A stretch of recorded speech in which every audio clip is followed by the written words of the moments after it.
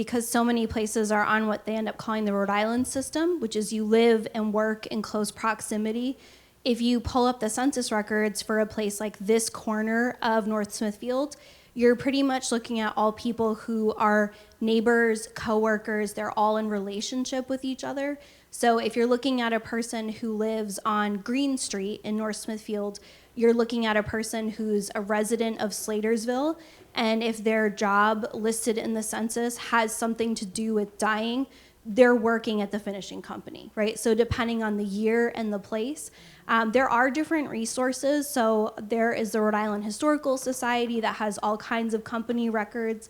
There's also logbooks that break down specific, almost down to the day, what people are doing at different places.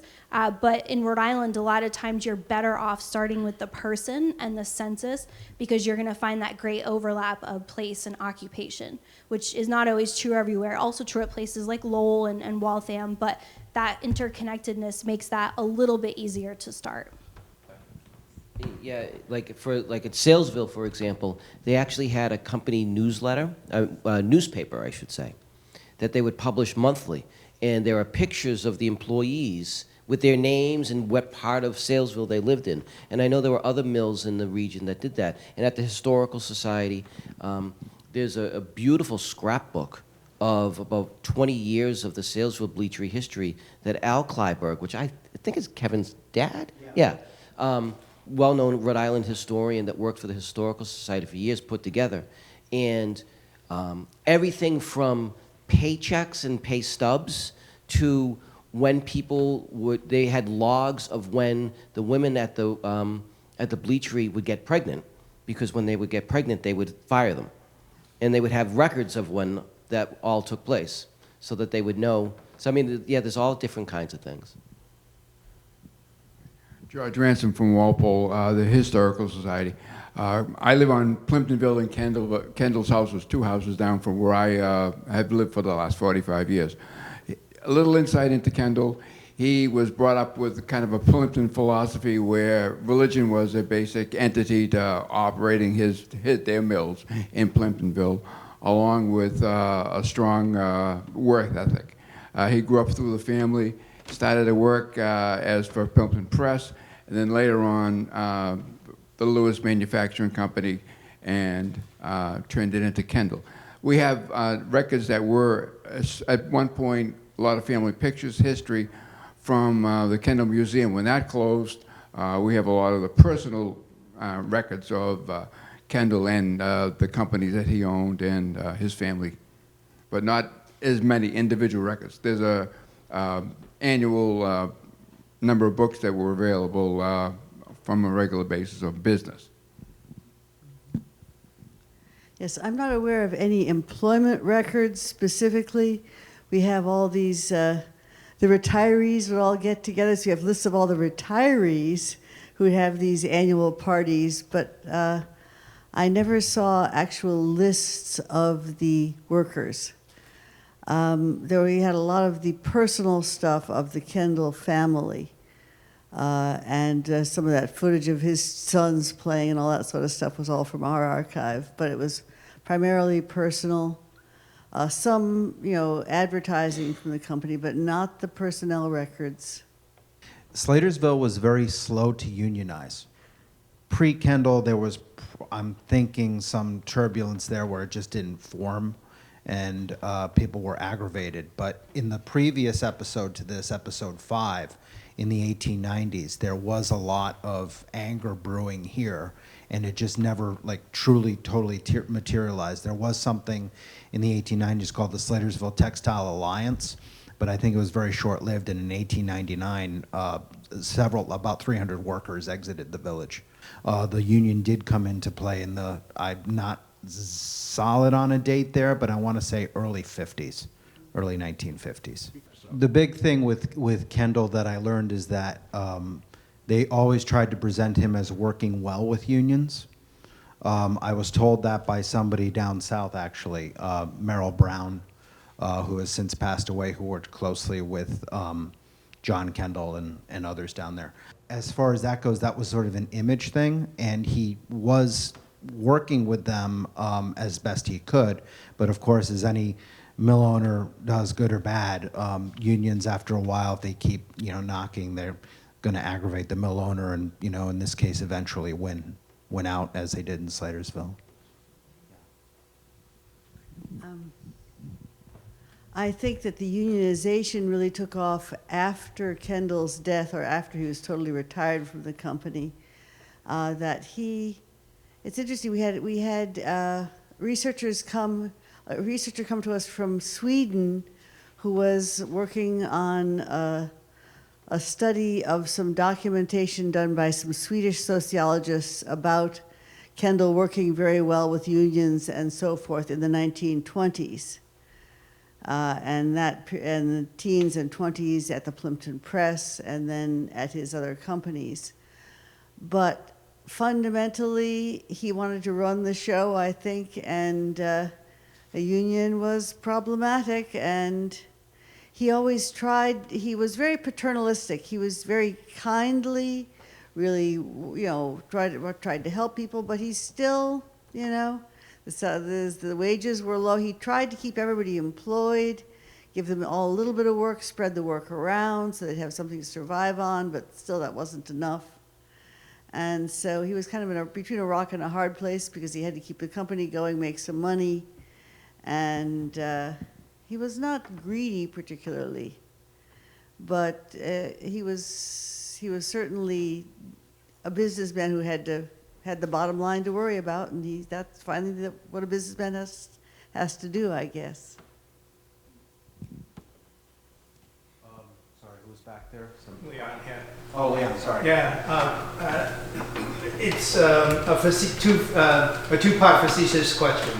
There was no ethnic diversity that I saw anywhere in any of the pictures that came during that time. So, wondering, was there an active part in the Kendall thing to keep black people out? And second of all, what was Kendall's relationship with the KKK? Because in Salesville, you said that the KKK was helping the deputy sheriffs to keep the union members out. Was there such a relationship here? I have not seen anything regarding Kendall's relationship with the KKK, good or bad. Doesn't mean it didn't exist. I just don't know if it was there or not. As far as diversity goes, as you know, you've seen episode 8.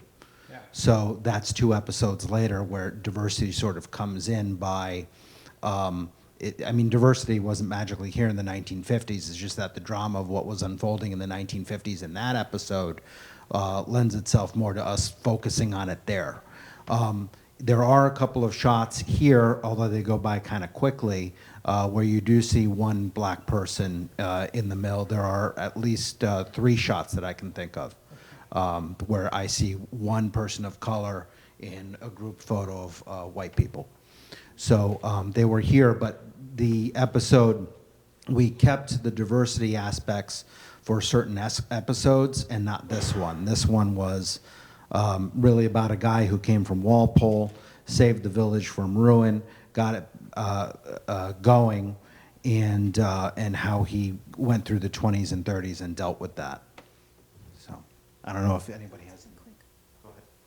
I mean, just because we're sitting in the church, I think something that does come out in this episode is how many people say that they're broke, right? And they're broke at a time when the community is becoming really beautiful, including restoration of this building or expansion in this building and many others in the community.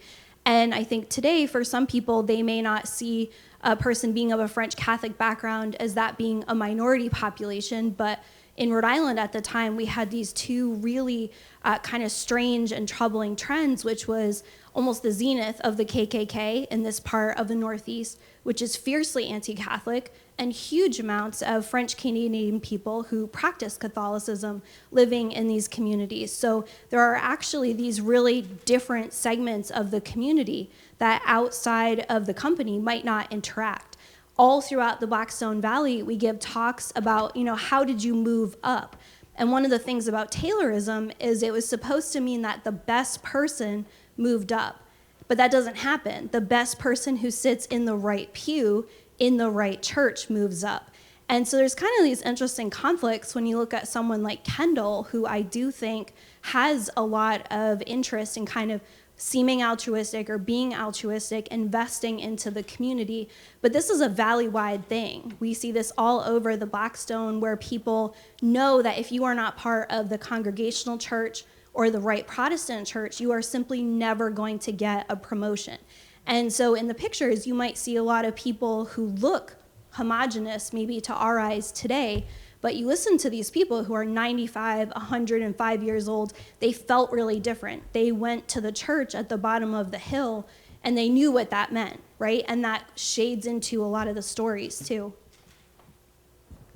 And I know there was one point where Kendall made a point that he had promoted a Catholic to be one of the managers, and the Catholic got to move up to the hill where all the Protestants lived because he got a manager's house, and that was unusual. Was that in Slatersville? In Slatersville, yes, it was. I can't remember who the guy was, but if I had the archive, I could find it. Sorry, I screwed up everybody. It's one of the interesting things that's connected with Slatersville and Salesville, that the working class that was part of both bleacheries was very homogenous, very English-based, Scottish-based, a little bit of Irish, but they were what we would consider Northern Irish today. They were Protestant Irish. Where all of the textile mills in the neighborhoods were all of the various immigrant groups, French Canadians, a lot of, in Central Falls area, Syrian workers, a lot more diversity. And I think that's one of the reasons why the Salesville story, the Slatersville story is unique in the sense that it was a very, these are generations of English stock families that were part of that particular workforce. As for Kendall and the Klan, there's no direct relation. The thing about how the Klan was involved is, in the video, we talk about, these were deputy sheriffs. It's kind of funny. I mean, you ever see like old Westerns and say, all right, here's your badge, you're now a deputy sheriff. And it was usually the guy with the bigger gun. That's really what took place here. Like they would go out and they would hire goons and thugs because, these were the big guys that would swing a club and take care of business. So to call them deputy sheriffs is really kind of a thing. But that's how the Klan kind of got in. It's why it's interesting when you see the National Guards people. They look very young, not just because that's how a lot of soldiers are through history. Most of those guardsmen are students at Brown. And the stories that are in the Brown alumni magazines from the time talk about the rich families of Rhode Island, the Greens, the rest of the real aristocracy. They were the mill owners and the lawyers for the mills, and their sons who were at Brown would go to class during the day, put their uniform on at the Armory on Cranston Street or the Armory in North Main Street, jump in a truck, and then drive down to the picket line, crack some skulls, go back into school at night. And it's really remarkable to see all of that ethnic kind of relationships in Rhode Island and how they intertwine. The one thing I find interesting is between Blackstone and Slatersville is that the people in the big white church are on one side of the river, and then they stick all the Roman Catholics on the other side of the river. Yeah. I mean, it's like you can predict it, and there's always like water, like a moat. Leon, you're 2 episodes. They're trying to separate the two from one another. You're 2 episodes ahead, man.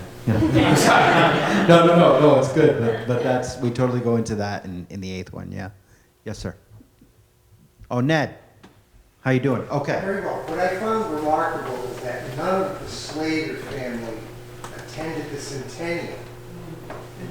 Was there some sort of a disconnection between them? Did they stay local, first off? Did the Slater family representatives stay in the area? Why wouldn't they attend?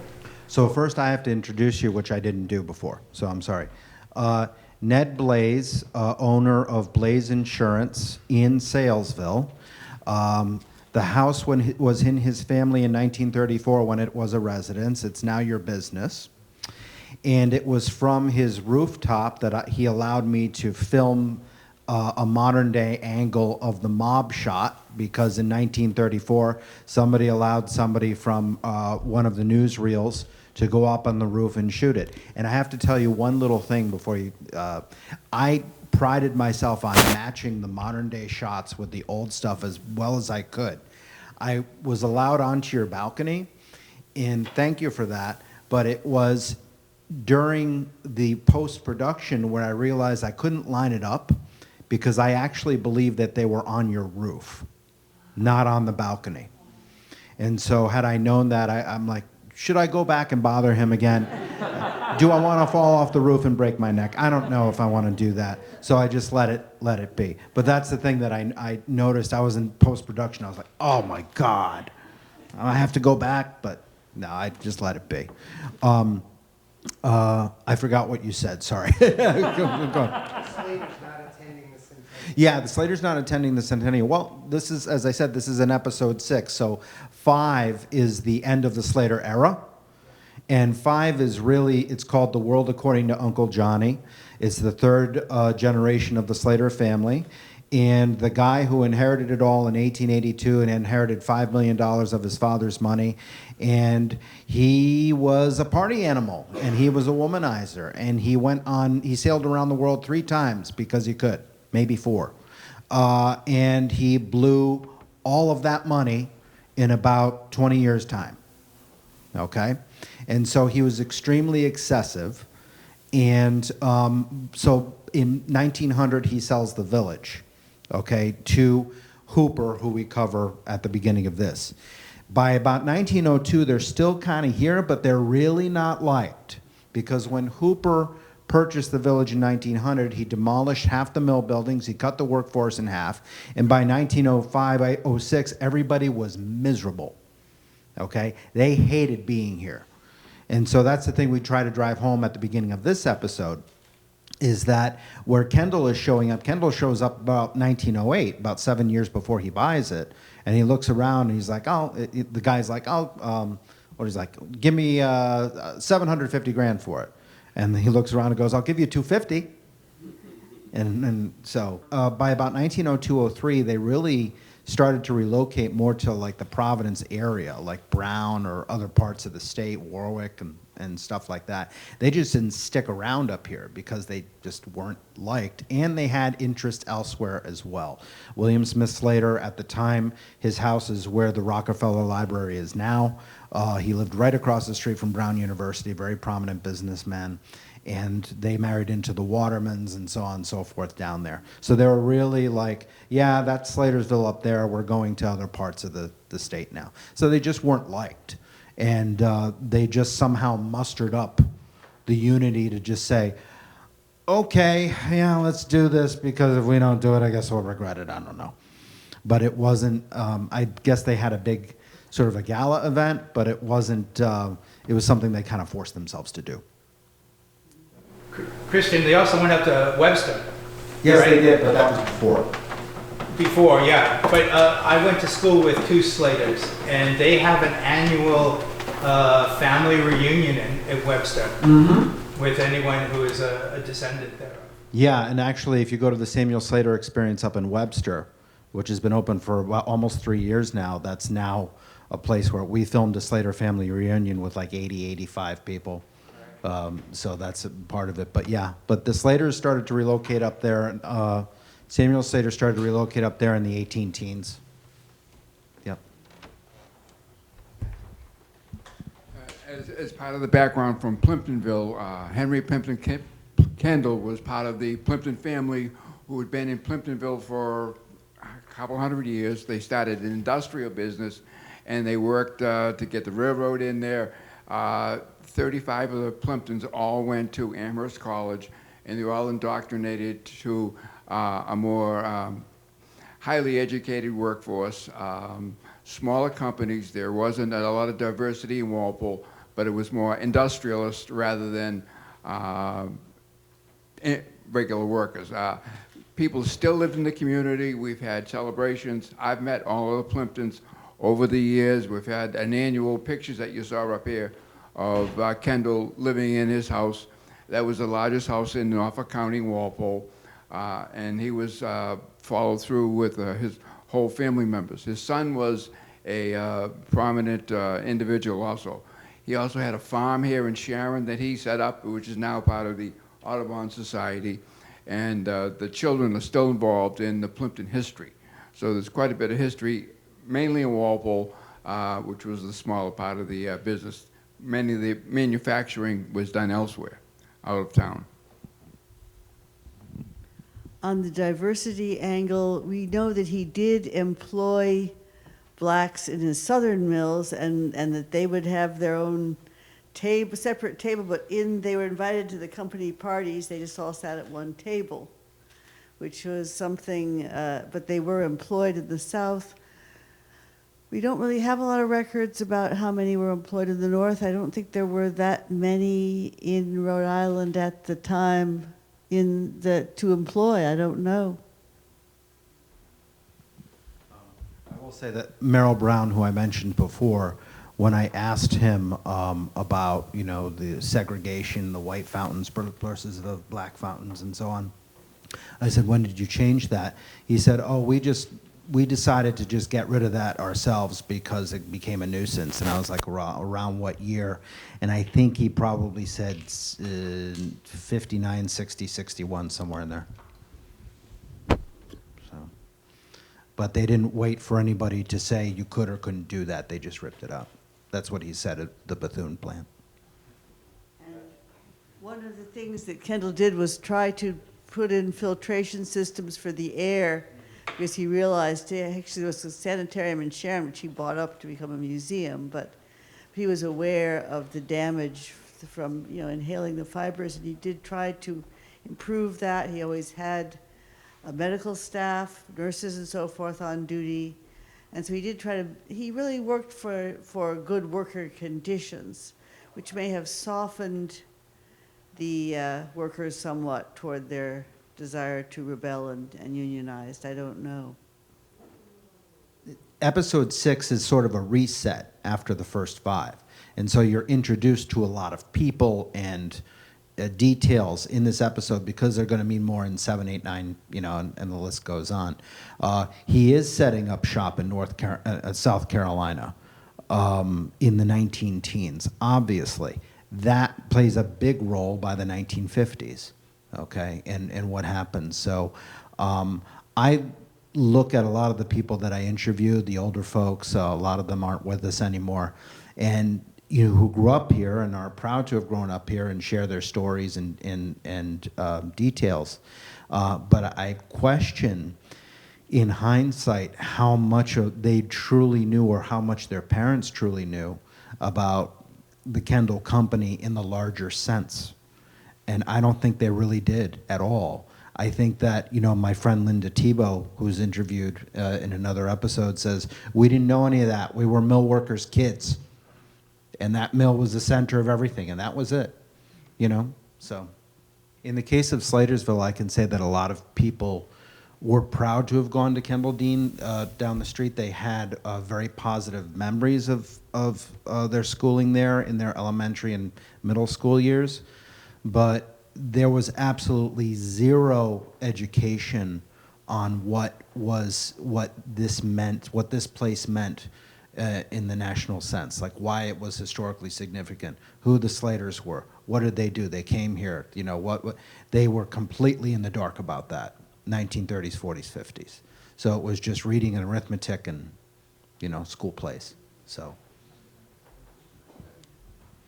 As far as Kendall grew up, Kendall's mother, we saw a picture of, she was the first woman graduate of a college. The whole Plimpton family were all at Amherst College. They were all educated. They were highly involved in literary reading. They hired tutors. They had a French tutor come in Plimptonville and teach French to their children, so that the value of education and an educational worker was highly supported by the family, along with religion. The other thing I didn't mention, that there wasn't any tolerance for alcohol use. So if I was the Plimptons, they were all abstainers from alcohol. throughout their history. So there was that small connection to sobriety and work. Were they Methodists? They were Orthodox. They moved out of Methodist. The church split in the background. So Walpole, the small town, had three distinct churches. One was Methodist, one was Congregationalist, and we had a Roman Catholic church there. But it was a small population, probably 2,000 people working in the town. The other two names you hear is Lewis, and there were two Lewis brothers who lived. I live in the Lewis house right now, but they owned the Lewis Company before it became Plimpton, and they all went on to higher education. Henry Plimpton's father-in-law, George Arthur Plimpton, was a philanthropist, publisher, well-known European author, collector of manuscripts, and quite a lengthy educational history. And that passed through all of the children in the town. So they were very supportive. There's a Plimpton School in Walpole from George Arthur Plimpton. Were the Plimptons from Mayflower? From the Mayflower? Yes, and long before, yes. So they were a family history that goes way, way back. Right. But interestingly, at Amherst and so forth, Henry Kendall had very little money because his father had been a minister who died very young of tuberculosis in his 30s. And so his mother sort of lived on the charity of her brothers. He talked about how he couldn't wear his underwear under his suit because his suit was too tight and everything, and he wouldn't buy a new one. So he had a sense of frugality and measure and so forth. That he was very modest in many ways. I don't think he did drink. If he drank, he didn't drink much, that's for sure. He was very abstemious in all his behaviors and, never lost his temper and so forth, very controlled. And that may have stood him in good stead, too, in his relationships in Slatersville. I just want to add one thing to that. In the episode, we talk about the fact that he wanted to be a musician. He couldn't read a quarter note. He couldn't see train numbers fast enough. And I deliberately kept out the word dyslexia because it wasn't even mentioned in the interview. It wasn't mentioned by John by name. He clearly had that, if that was how he's describing it. And one of the big themes that we have running through this whole series, as I said at the opening, every episode is about how the village functioned at that given point. And so how did Kendall come into play here and get to meet everybody? And well, he had to become a good conversationalist because he couldn't read everything easily. And so that handicap, if you will, really was something that he twisted around, and it fueled him to, I think it forced him to interact with people more personally than any other paternalistic mill owner may have had to do. Kristen, in the film you said that he read Taylor's book and was impressed. Did he actually read Taylor's book, or did someone read Taylor's book to him? I wasn't there. He could read, but very slowly. Yeah. Yeah. So, but those are his words. Okay. I had Bob Colonna do Henry Kendall's voice. So anything, when you heard Bob Colonna's voice come in, those are the exact words that Henry Kendall wrote and presented. One other odd little piece of information about the reading difficulty is that Henry P.'s son, Henry W. Kendall, also said that he had a lot of trouble reading as a child, but he ended up earning a Nobel Prize in physics and founding the Union of Concerned Scientists. So he did okay, and he overcame it, obviously. The crazy thing about this story is, yes, to all that, he passed in a scuba diving accident, yes. Correct? So many, many years ago he passed. So there are sometimes when you go into Kendall or you go into anybody else, you find that there's this offshoot over here that's totally fascinating, but you really can't go that way because it's just, you're going down another rabbit hole. And unless he did anything with Slatersville, I can't you know. So that's a whole other animal. I know, I just threw that in because it's so interesting. Yeah, it is. Anybody else? Okay, well, thank you very much for coming. Thank you all. Oh my gosh. Thank you so much for coming.